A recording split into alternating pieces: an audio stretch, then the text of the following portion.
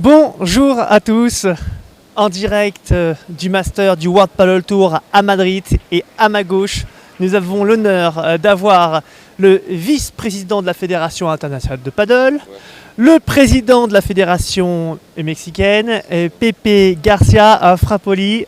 Jusque-là, bonjour Franck, moi je suis très content d'être avec toi ici dans le Master de Madrid World Padel Tour. Alors évidemment, cette discussion cette fois-ci se fera en français et non pas en espagnol, parce que tu parles bien. Bon, je ne parle pas très bien, mais c'est la première fois que je fais une entrevue en français, oui. Pour moi, c'est une chose, une nouvelle. Alors, allez, on va enchaîner sur un petit peu l'actualité du Mexique, car c'est le Mexique qui nous intéresse, et puis l'actualité également liée à la Fédération internationale de paddle. Première chose, raconte-nous un petit peu le développement du paddle au Mexique, car le Mexique, c'est un peu la Bible du paddle, c'est la genèse. Oui, la genèse. Bon, maintenant, la situation au Mexique, c'est très favorable parce que avant, on était seulement concentré au Mexique, dans ce que c'est la CDMX, la capitale du Mexique.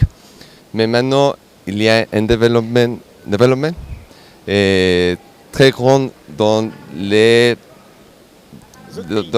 Limitrophes. Oui. Autour. Oui, donc le paddle commence à exploiter, commence à se développer. Oui. Donc on est bien content là-bas. Est-ce que le Mexique est une grande nation du paddle aujourd'hui? Bien sûr. Oui, comme tu sais, on a fait 2 mondiales trois mondiales dont à Cancun. Oui, 2 à Cancun. Après, on a fait 2 mondiales de jeunes. Et donc, c'est un grand pays, un pays qui représente beaucoup le paddle et que maintenant, il commence à beaucoup de personnes à jouer parce que c'est un sport très social, non? Mais où sont les joueurs mexicains du World Padel Tour? Après, allez, ah oui, en direct, il y a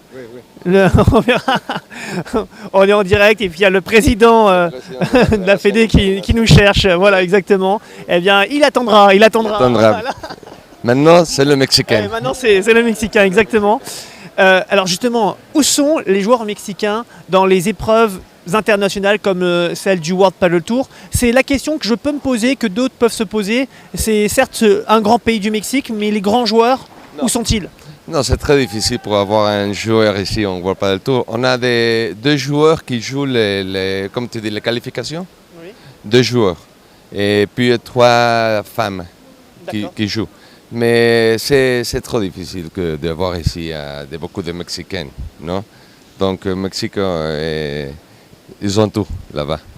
Il y a combien de clubs à peu près au Mexique?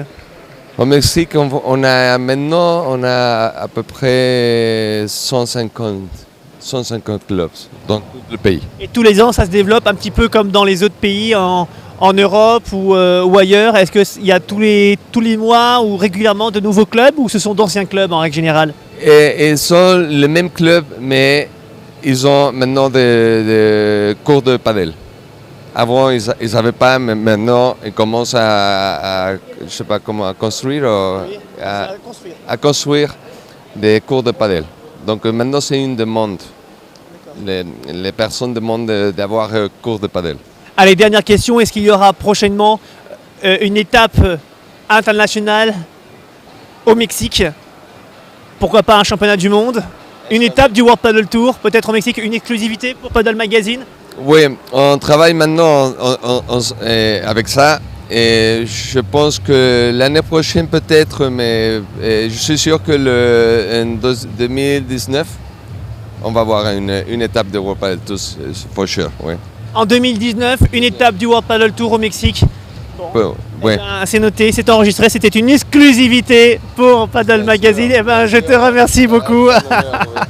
Eh bien, je te dis donc à tout de suite, parce qu'il y a il y a une belle finale derrière. Oui. Merci Franck et merci pour tous tes gens qui te suivent dans le Padel Magazine. Et c'est un honneur pour être ici avec toi.